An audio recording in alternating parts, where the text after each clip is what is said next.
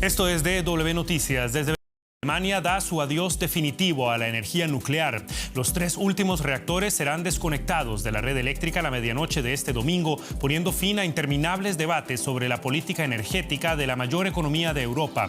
Lo que muchos ambientalistas celebran es visto con recelo por importantes sectores de la política del país. Estos son nuestros titulares.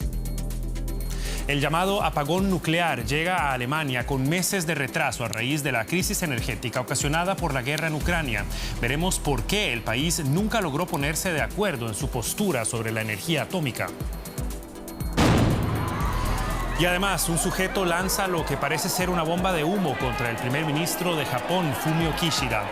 El mandatario salió ileso del incidente que ocurrió en un evento de campaña a menos de un año del asesinato de su antecesor, Shinzo Abe.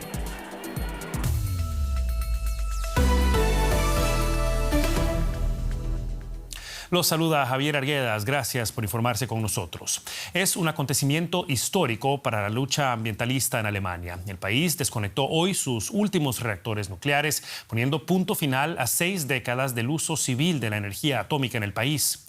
El cierre de las centrales estaba previsto para diciembre del año pasado, pero la vida útil de las plantas se extendió para combatir la crisis energética provocada por la invasión de Rusia a Ucrania.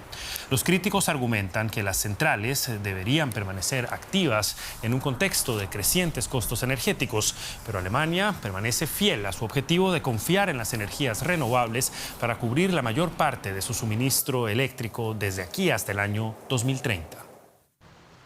Después de más de 60 años, ha llegado el ocaso de una industria que provocó gran controversia y acumuló poder.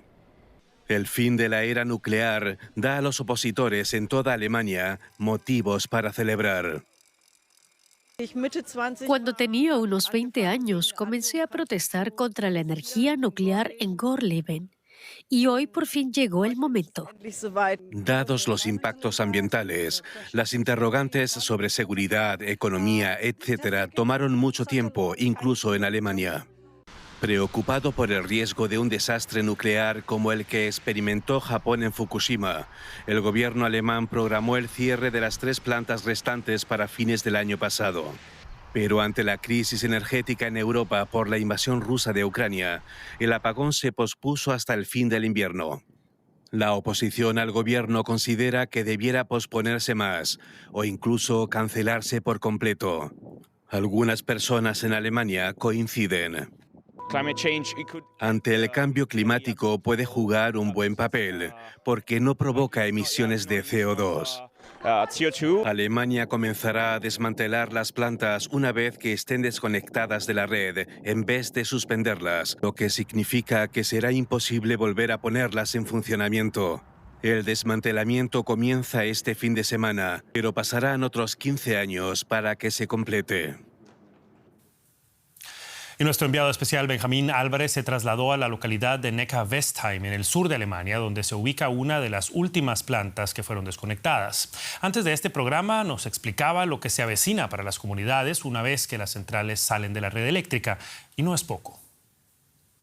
Efectivamente es un proceso bastante largo, esto no es un botón rojo que uno lo presiona y de un día para otro todo se acaba, es un proceso de desmantelamiento, de reciclaje también, un proceso. Los expertos estiman que en Neckar-Westheim, donde nos encontramos ahora, este proceso va a durar a lo menos 15 años y después también, una vez que se haya desmantelado todo, se haya visto qué partes se pueden reciclar y cuáles no, viene una de las preguntas, grandes preguntas que aún están abiertas: ¿qué hacer con el material radioactivo?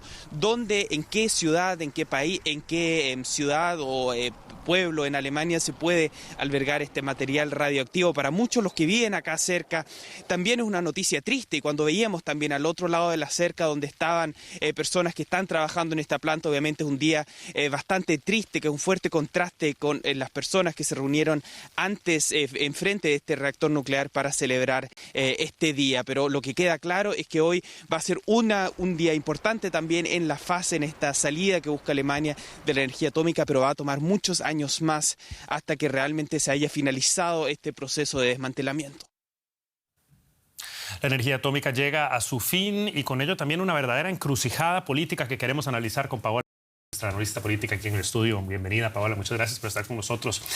En su momento y durante varios momentos en este proceso, las principales fuerzas políticas que hoy están en el gobierno y en la oposición de Alemania validaron la energía atómica. ¿Qué cambió? ¿Por qué es que se dio esta diferencia de posturas ahora?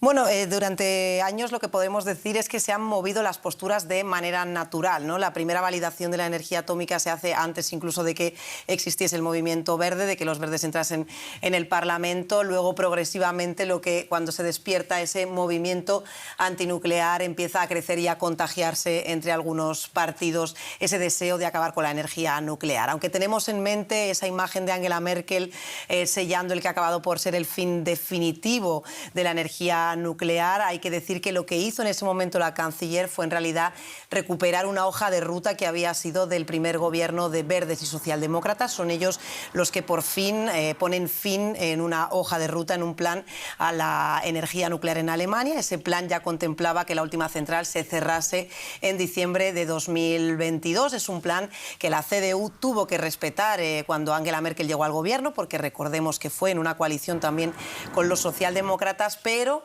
la cosa cambia cuando la CDU puede gobernar con los liberales en el segundo mandato de Angela Merkel. Ahí no se decide acabar con el desmantelamiento, pero sí que entre conservadores y liberales decidieron prorrogar al menos la vida de las centrales más modernas en al menos 14 años. Entonces se pensaba que era el principio de muchas otras prórrogas posteriores, que era una forma de acabar de facto con ese proyecto de verdes y socialdemócratas, pero, y volvemos a esa imagen de Angela Merkel en 2011, la tragedia de Fukushima cambia todo, por lo menos para la canciller. Se cree todavía que fue una decisión muy personalista y que no necesariamente significa que también todos los conservadores y todos los liberales cambiasen de opinión. Entonces ahora hemos visto precisamente a esos dos partidos, la CDU y los liberales, unos desde la oposición, otros desde el gobierno, han presionado para mantener abiertas estas centrales, defienden que es una energía limpia, defienden que en tiempos de inseguridad o de incertidumbre energética cualquier fuente tiene que seguir ahí disponible, sobre todo cuando están ahora mismo activas, pero con socialdemócratas y verdes en el gobierno, al cumplirse esa hoja de ruta, parecía muy difícil que se saltase este compromiso histórico. Y los alemanes, la opinión pública, han estado viendo este vaivén político y lo han acompañado también en cierta medida. Hoy en día, una encuesta reciente sugiere que la mayoría de los alemanes está en contra de que se salga el país de las energías nucleares en este momento. ¿Cómo se explica esa discrepancia y esa controversia en el país? Sí, ha sido una encuesta que ha sorprendido además bastante. Tenemos que decir que es una encuesta también muy de este momento histórico, en plena guerra de Ucrania todavía activa. Hay mucho miedo en la población a que haya desabastecimiento, a que sigan subiendo los precios. Se podría decir que no es una encuesta que refleje solo el pensamiento de los alemanes sobre la energía nuclear, sino que intervienen muchos factores. Si nos vamos a encuestas de hace 11 años, las encuestas posteriores a Fukushima, los resultados eran completamente opuestos. El gobierno conoce estos vaivenes, por eso se ha seguido sintiendo legitimado para tomar la decisión y además, como decíamos antes, para ellos este fin de la era de la energía nuclear impone el inicio definitivo de la era de las energías renovables que, como decíamos, deben suponer el abastecimiento en poco más de una década. Veremos si se cumplen esas metas, ya sabemos que todo puede cambiar. Paola Álvarez, nuestra analista política, muchísimas gracias por este análisis. En Sudán, al menos 25 personas murieron y casi 200 resultaron heridas a causa de los enfrentamientos entre el ejército y el grupo paramilitar rebelde de las llamadas FAR o Fuerzas de Apoyo Rápido. Se registraron disturbios en numerosas ciudades, incluyendo la capital Jartum. Las Fuerzas de Apoyo Rápido afirman que han tomado objetivos estratégicos, incluyendo el Palacio Presidencial, la Comandancia General y el aeropuerto de Jartum, algo que niega categóricamente el ejército sudanés. Los líderes de ambos bandos que protagonizaron el golpe de Estado de 2021 se acusan mutuamente de haber iniciado las hostilidades. Recientemente habían mantenido negociaciones para posibilitar una transición democrática en Sudán.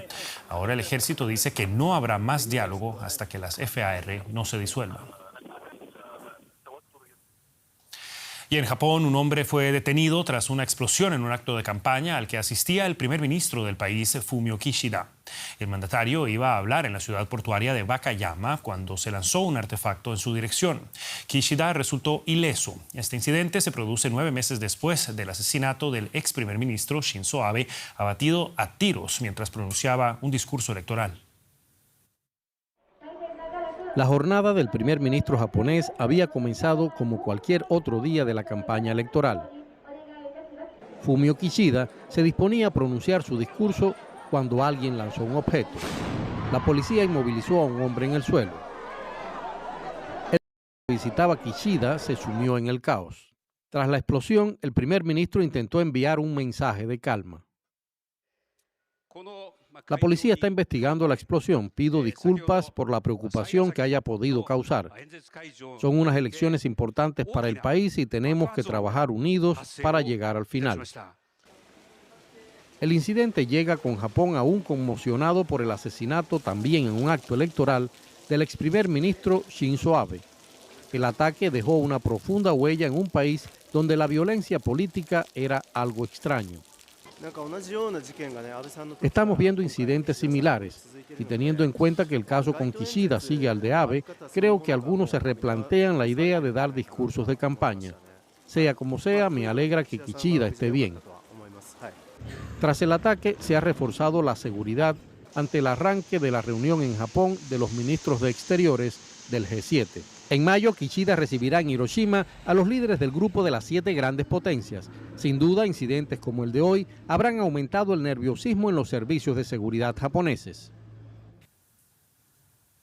En noticias de América Latina, Cuba atraviesa nuevamente una crisis de abastecimiento de combustible. La situación, que se extiende ya por 2 semanas, genera filas kilométricas en las gasolineras y también en las paradas de transporte público. El gobierno aduce que los países que proveen de gasolina y diésel al país han tenido problemas para cumplir con sus entregas.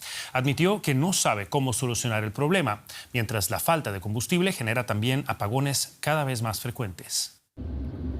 Colas interminables en las gasolineras sin la certeza siquiera de que se podrá llenar el tanque.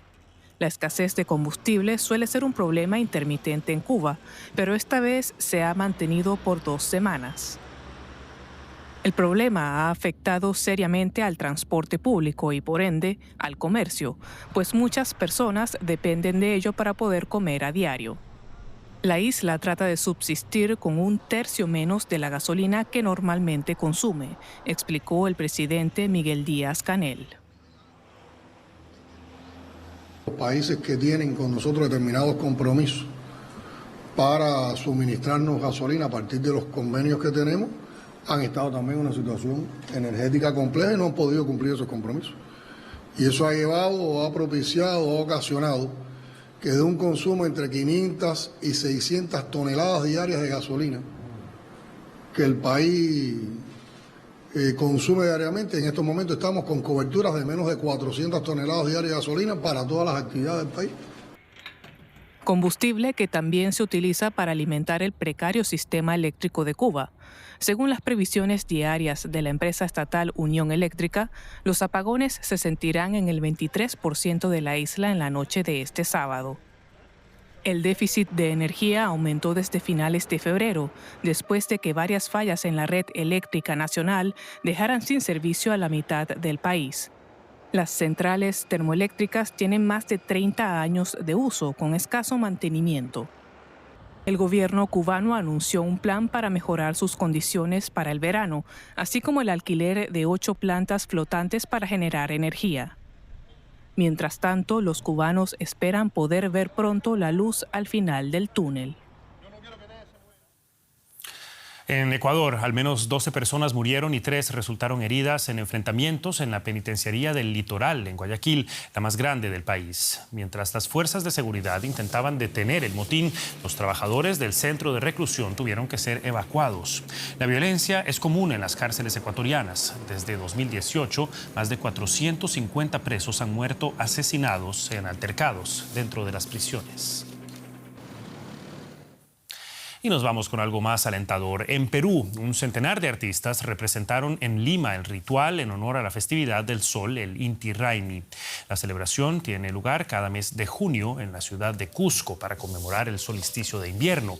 En esta ocasión, sin embargo, la festividad se avanzó en más de 2 meses y se llevó a la capital con el objetivo de impulsar el turismo.